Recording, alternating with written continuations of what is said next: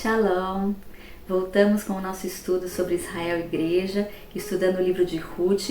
Hoje vamos falar do verdadeiro Messias e da verdadeira Igreja. Vamos fazer um paralelo sempre.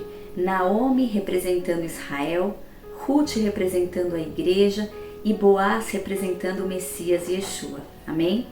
Vamos ler o Ruth, capítulo 2, no verso 1.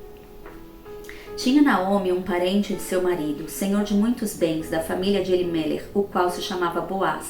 Então, da mesma forma que Boaz, ele vem da linhagem de Naomi, o Messias Yeshua, ele vem da linhagem de sangue de Israel. Amém? Em Ruth 2, 8, na primeira parte, então disse Boaz a Ruth: ouve, filha minha, não vás colher em outro campo, nem tampouco passes daqui. O próprio Messias, Yeshua, ele fala para ela: você achou o campo, é o campo do Messias de Israel, venha se alimentar aqui, aqui é o local. Vamos fazer um paralelo com alguns versos em Romanos que são muito interessantes. Romanos 9, 4 e 5.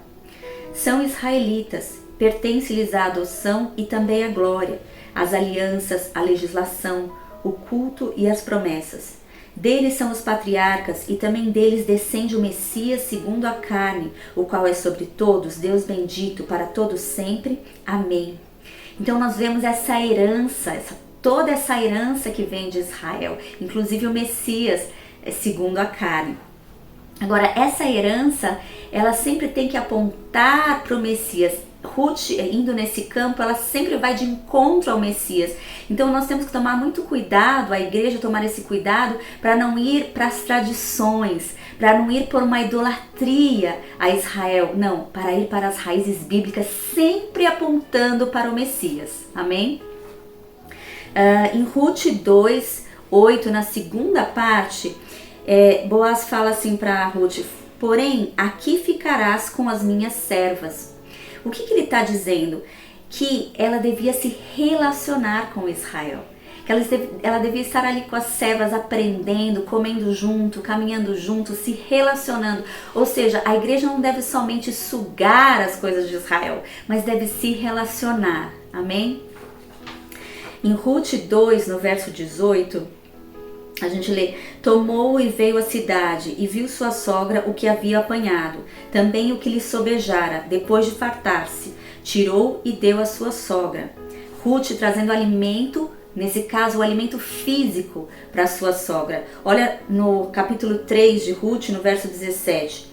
E disse ainda: estas 6 medidas de cevada ele me deu e me disse: não voltes para tua sogra sem nada. Ou seja, Boaz, ele está preocupado em que ela leve alimento para a sua sogra. Então Deus está preocupado sim que a igreja alimente Israel também com bens materiais. Olha lá o paralelo no livro de Romanos 15, 27.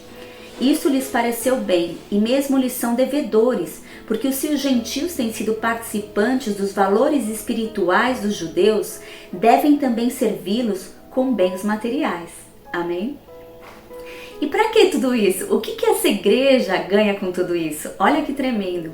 Em Ruth 2, do versículo 10 ao 12. Então ela, inclinando-se rosto em terra, lhe disse: como é que me favoreces e fazes caso de mim, sendo eu estrangeira? Respondeu Boaz e lhe disse: bem me contaram tudo quanto fizeste a tua sogra, depois da morte de teu marido, e como deixaste o teu pai, a tua mãe e a terra onde nasceste, e vieste para um povo que dantes não conhecias.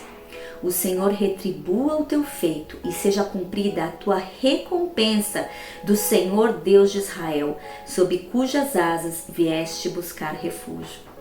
Então, olha, Ruth paga um preço, mas ela é favorecida e ela é honrada. Orfa, ela preferiu ficar ali, é a igreja apóstata. Ela decide não seguir os caminhos do Messias de Israel. Mas Ruth não, ela paga esse preço. Ela deixa as suas raízes pagãs para trás e ela vai nesse caminho, que nós vamos ver no próximo vídeo, um caminho de intimidade e de aliança que gera vida. Amém? Pai, nós te agradecemos por nos ensinar tanto através de um livro tão curto, mas tão cheio de revelações, Pai. Obrigada por esses alimentos, Pai, porque o Senhor nos alimenta com a Tua palavra, Pai. E que essa palavra seja vida em nossos corações, Pai. Em nome de Yeshua HaMashiach. Amém? Vai, shalom, amados.